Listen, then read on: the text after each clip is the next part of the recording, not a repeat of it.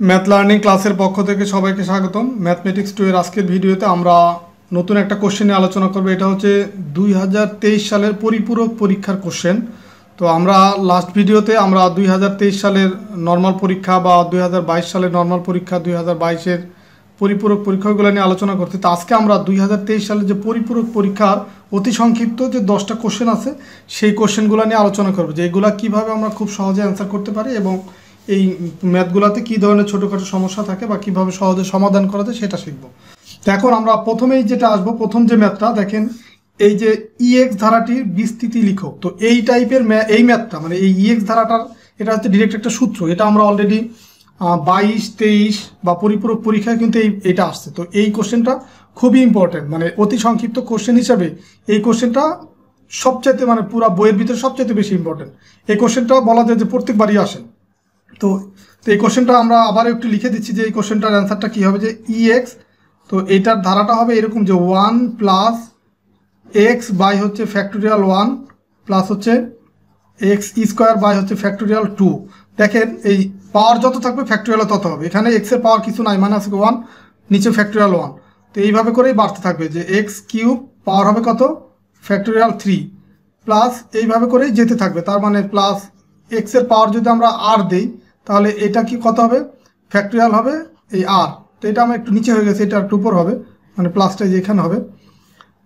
তো এইভাবে করে আমার ইনফিনিটি পর্যন্ত যেতে থাকবে এটা, মানে এটা একদম অসীম পর্যন্ত এইভাবে যেতে থাকবে। তো এটা হচ্ছে সিম্পল একটা কোশ্চেন বা সূত্র। তো এই সূত্রটা খুবই ইম্পর্টেন্ট, এটা পরীক্ষা অনেকবার আসছে আপনাদের পরীক্ষায়। তো এখন আমরা 2 নম্বর যে ম্যাথটা শিখবো। তো এটা আমরা 2 নম্বর ম্যাথটা একটু বোঝার বিষয় আছে। এই এক্স প্লাস হচ্ছে 1/x পাওয়ার আছে 7, এর বিস্তৃতিতে হচ্ছে মধ্যপদ বের করতে বলছে। দেখেন মধ্যপদটা বের করতে বলছে। তো এখন মধ্যপদ বের করার ক্ষেত্রে কিছু বিষয় আপনাকে জানতে হবে। মধ্যপদ বের করার জন্য প্রথম যেটা, যে পাওয়ারটা কত আছে।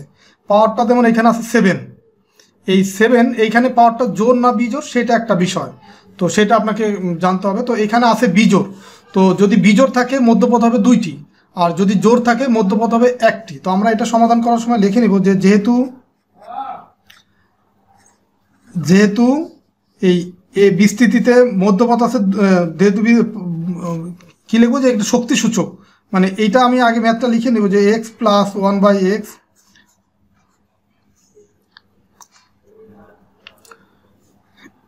এত এর শক্তি সূচক বা পাওয়ার, শক্তি সূচক কত, 7, যা একটি বিজোড়, 7 যা বিজোড় সংখ্যা।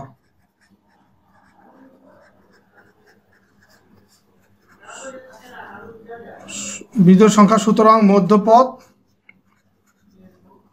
মধ্যপদ হবে 2টি।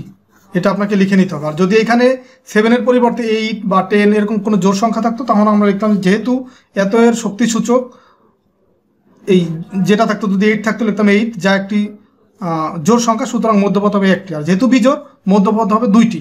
তো এখন যদি জোড় সংখ্যা হয় সেক্ষেত্রে মধ্যপদ বের করার নিয়ম হচ্ছে, আমরা ওটা শিখে রাখি যদিও পরীক্ষা আসে নাই। যদি জোড় সংখ্যা থাকে তখন মধ্যপদ হচ্ছে এরকম যে n বাই হচ্ছে 2 প্লাস হচ্ছে 1। এই n মানে হচ্ছে এই পাওয়ারের মান। যদি ধরেন এখানে 8 থাকতো তার মানে 8/2 প্লাস 1, এটা হচ্ছে মধ্যপদ। এটা হচ্ছে জোড়ের ক্ষেত্রে যদি আপনার এই পাওয়ারটা জোড় থাকতো, যেহেতু এটা বিজোড় তো মধ্যপদ হবে 2টা। তো এখন এইটা কিভাবে আমরা বের করব, তো এটা বের করার জন্য সূত্র আছে যে প্রথম মধ্যপদ এই পাওয়ার যেটা আছে, যেমন 7 হচ্ছে এখানে পাওয়ার আছে 7 প্লাস হচ্ছে 1 ভাগ হচ্ছে 2, এটা হচ্ছে আপনার প্রথম মধ্যপদ। তো এখন কত হয়, 7 আর 1 কত, 8/2 মানে 4 হয়, এটা একটা মধ্যপদ। আর দ্বিতীয় মধ্যপদ হবে আপনার এই 7 প্লাস 1 ভাগ 2 এর সাথে প্লাস 1 কত হয়, এইটুকু করলে আসবে 4 আর 1 কত, 5। এটাই হচ্ছে মধ্যপদ। তো আপনাদের এই যে কোশ্চেনটা এখানে কিন্তু বলছে যে মধ্যপদ কত, তার মানে এখানে শুধু আপনি লিখে দিলে হবে যে প্রথম মধ্যপদ 4, দ্বিতীয় মধ্যপদ 5, এটা লিখে দিলে হবে। আর যদি বলে যে মধ্যপদের মান কত তখন কিন্তু আপনাকে এই মানটা বের করতে হবে। যেমন ধরেন আমি একটা মান আপনাদেরকে বের করে দেখাই। যদি ধরেন প্রথম মধ্যপদ যেটা 4, তো 4কে আবার লেখা যায় কিভাবে, 4 এটাকে লেখা যায় 3 প্লাস 1 লেখা যায়। তো আমরা এটাকে যদি r+1 এর সাথে কম্পেয়ার করি, যে এটাকে r+1 এর সাথে কম্পেয়ার করি, তখন মানটা হয় কত, এই NCR, n এর মান হচ্ছে কত 7, এটা হচ্ছে n এর মান, তার মানে 7c, r এর মান হচ্ছে কত 3, 7c3, আর এই প্রথম যেটা আছে x, সেই x পাওয়ার হচ্ছে 7 মানে n - r, 7 মাইনাস তাহলে কত হবে 3, দেন হবে এই পরের যেটা আছে, পরের যে পদটা আছে 1/x, এর পাওয়ার হবে কত r মানে হচ্ছে 3, এটা হচ্ছে প্রথম মধ্যপদের মান। তো এখন এই মানটা যদি আমরা বের করি, মানটা বের করলে দেখেন কত হয়, এইখানে নিচে আছে কত 3 আর উপর আছে 7, তো 7 এখান থেকে নিচে যেহেতু 3 আছে তার মানে মান হবে 3টা, 7 গুণ 6 গুণ হচ্ছে 5, আর নিচে হবে 1 2 3। তো এটা বিস্তারিত কিন্তু আমার এই ম্যাথমেটিক্স এই 2 এর যে অধ্যায়টা আছে, এই অধ্যায় তৃতীয় অধ্যায়, এই তৃতীয় অধ্যায় কিন্তু এইগুলো নিয়ে বিস্তারিত আলোচনা করা আছে আমার এই ইউটিউব চ্যানেলে, ম্যাথ লার্নিং ক্লাস, এই ইউটিউব চ্যানেলে ম্যাথমেটিক্স 2 এর প্রথম অধ্যায় থেকে শুরু করে একদম 15 অধ্যায় পর্যন্ত সবগুলো অধ্যায় বিস্তারিত আলোচনা আছে।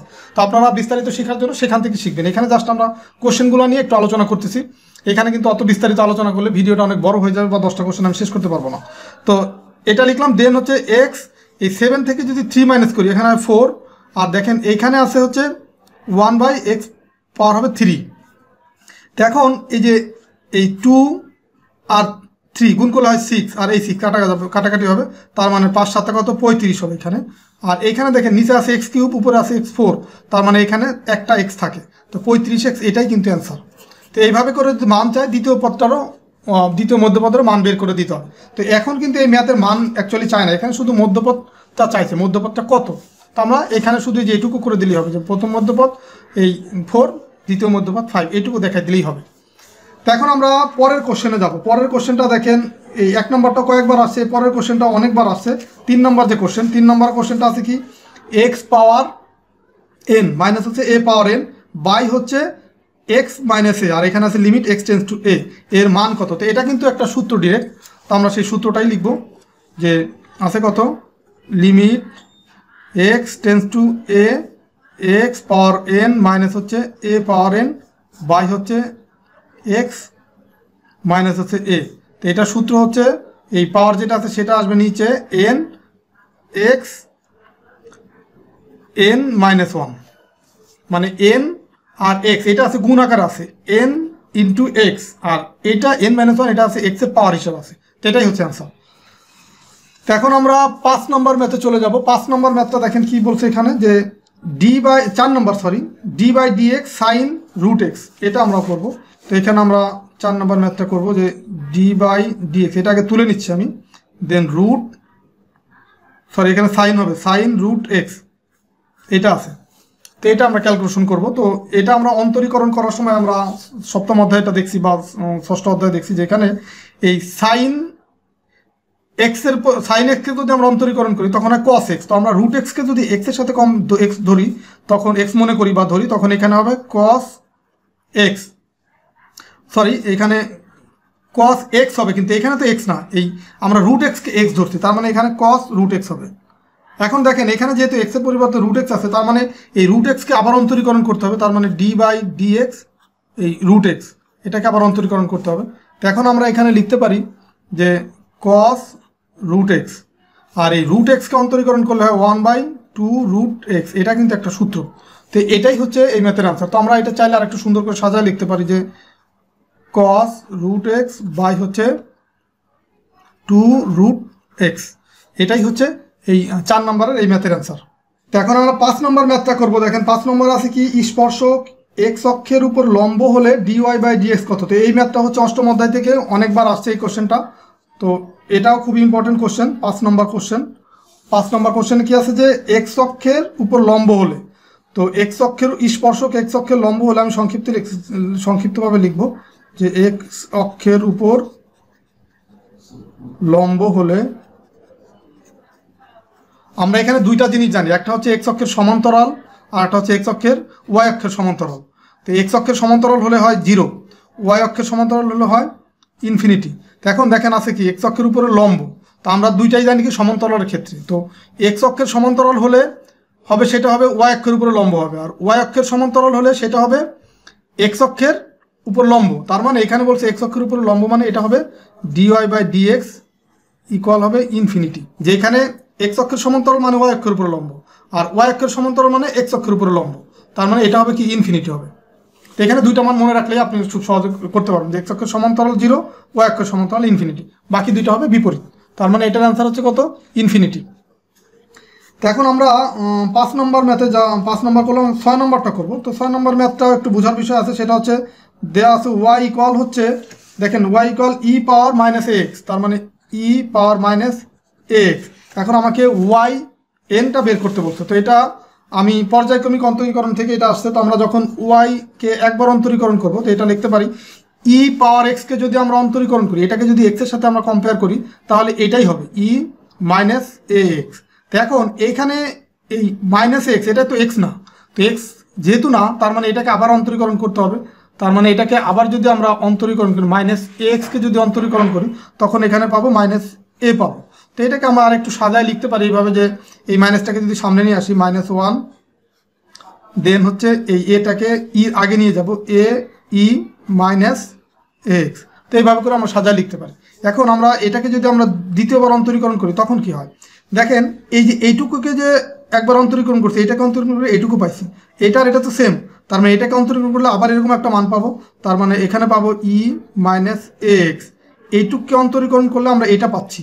তারপর আবার মাইনাস এক্সকে অন্তরীকরণ করলে আবার একটা মাইনাস এ পাবো, আর এখানে আরেকটা মাইনাস এ আছে, তার মানে এখানে হবে মাইনাস এ, এটার স্কোয়ার হবে। তো এটাকে আমরা একটু সাদা লিখতে পারি, মাইনাসটাকে যদি সামনে নিয়ে যাই, -1, এটার পাওয়ার হবে এই 2, আর এই এটা হচ্ছে এখানে চলে যাবে, তার মানে এখানে হবে এ স্কোয়ার ই মাইনাস এ এক্স।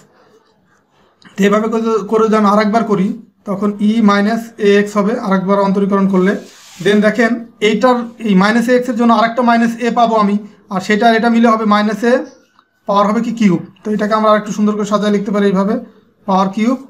এখন দেখেন এইটা এ কিউব হয়ে যায় না, তো এখন এ কিউব ই মাইনাস এ এক্স। তো এইভাবে করে আমরা ড্যাশ ড্যাশ দিব। তো এখন যদি আমরা ওয়াই এন যাই, তখন কি হবে? তো এখানে একটা জিনিস খেয়াল করেন, যে এইখানে 3 থাকলে এখানে পাওয়ার 3 আসে, এখানে 2 থাকলে মানে এখানেও পাওয়ার 2 হবে। তো এইভাবে করে আমরা এটাকেও লিখতে পারি ই মাইনাস এ এক্স, আর এখানে মাইনাস এ, যেহেতু এখানে এন, তার মানে এখানেও 3 ছিল, এখানে 3, এখানে এন থাকলে এর পাওয়ারটাও কি হবে? এন হবে। তো এটাকে আমরা সুন্দর করে সাজা লিখতে পারি, তাহলে কি মাইনাস এ, যে এটার মতো করে দেখেন, এই মাইনাস এ পাওয়ার কত হবে? এন, আর এর পাওয়ার হবে কি? এন ই মাইনাস এ এক্স। এটাই হচ্ছে অ্যান্সার। তা আশা করি আপনারা এটাও বুঝতে পারছেন। এটা জাস্ট হচ্ছে আপনার পর্যায়ক্রমিক অন্তরীকরণ, আমরা খুব সহজে আশা করি বুঝতে পারবো, বা যারা যদি একটু বুঝতে সমস্যা হয়, তাহলে এই চ্যাপ্টারটা বিস্তারিত আপনারা ভিডিও আমার চ্যানেল থেকে দেখে নিতে পারেন। তো এখন আমরা 7 নম্বর ম্যাথটা করব। তো 7 নম্বর ম্যাথটা দেখি কী দেওয়া আছে। 7 নম্বর ম্যাথটা দেওয়া আছে, দেখেন খেয়াল করেন, যে ইন্টিগ্রেশন ইউ ভি ডিএক্স। তো ইন্টিগ্রেশন ইউ ভি ডিএক্স, এটা জাস্ট একটা সূত্র। তো এই সূত্রটা আমি লিখে দেবো। জাস্ট প্রথম যেটা আছে সেটাকে আমরা একবার বাইরে রাখবো, ইন্টিগ্রেশন ভি ডিএক্স মাইনাস হচ্ছে ইন্টিগ্রেশন সেকেন্ড ব্র্যাকেট দিয়ে আমরা ডিএক্স, এই প্রথম যেটা ছিল এটাকে আমরা অন্তরীকরণ করবো, তার ইউ, আবার ইন্টিগ্রেশন দিব, এখানে যে ভি ডিএক্স এটাকে আবার লিখবো V D X, second bracket close, এই ইন্টিগ্রেশনের জন্য আবার এখানে আর একটা ডিএক্স। এটাই হচ্ছে 7 নম্বর অ্যান্সার। তো এটাও কিন্তু ইম্পর্টেন্ট, এটা অনেকবার আসছে, 7 নম্বরটা, এই 1 3 7, এটা কিন্তু রিপিট হয়, এই কোশ্চেনটা অনেকবার রিপিট হয়েছে, তো এই কারণে এটা একটু মার্ক করে দিলাম। এখন হচ্ছে 8 নম্বর যে ম্যাথটা, ভেক্টরের ত্রিভুজ সূত্রটি লেখো। তো এটা, এই ম্যাথটা করার জন্য আপনাকে একটা ত্রিভুজ আঁকতে হবে। 8 নম্বর, এটা করার জন্য একটা ত্রিভুজ আঁকতে হবে। তো আমি এখানে একটা ত্রিভুজ আঁকবো, এই একটা ত্রিভুজ আঁকলাম। তো এটা যদি ধরেন এ হয়, এটা হচ্ছে বি, এটা হচ্ছে সি। তো ত্রিভুজ সূত্রটা এরকম, যে এইখান থেকে যদি স্টার্ট হয়, এইদিকে একটা অ্যারো হবে তীর চিহ্ন, এদিকে তীর চিহ্ন হবে, এই প্রথম থেকে শুরু করে এখানে যাবে, আবার এইখান থেকে আবার এদিকে যাবে।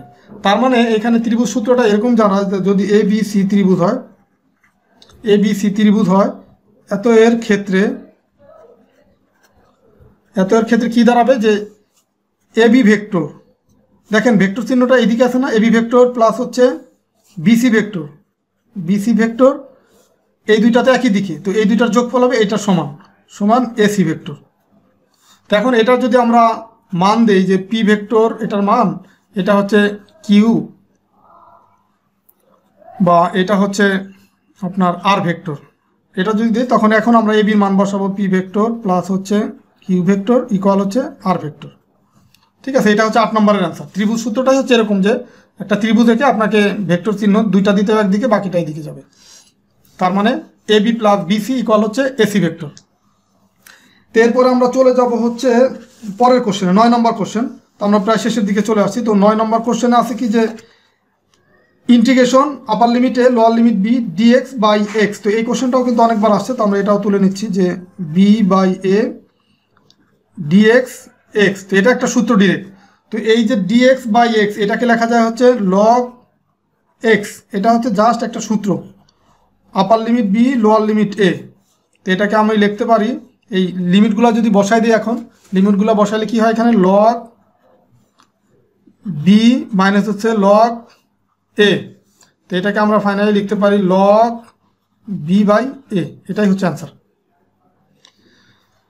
তো এখন এই কোশ্চেন আমরা এই চ্যাপ্টারের লাস্ট কোশ্চেনে চলে আসছি, 10 নম্বর যে ম্যাথ। তো 10 নম্বর ম্যাথটা একটু খেয়াল করবো যে কী আছে। 10 নম্বর ম্যাথটা আছে যে এ ভেক্টর ও বি ভেক্টর দ্বয়ের মধ্যবর্তী কোণ 90 ডিগ্রি হলে A vector dot B vector এর মান কত। তার মানে এখানে ডট গুণফল করতে বলছে। তো ডট গুণফল আমরা আশা করি আপনাদের মনে আছে। তো ডট গুণফলের সূত্রটা হচ্ছে এরকম, A vector dot B vector equal হচ্ছে এ বি কস থিটা। তো এখানে আমাকে কিন্তু এ ভেক্টর আর বি ভেক্টরের ক্রস গুণটাই বের করতে বলতো, তো ক্রস ডট গুণটা বের করতে বলতো, আমি ডট গুণ দিলাম আর এটার মান হচ্ছে এ বি কস থিটা।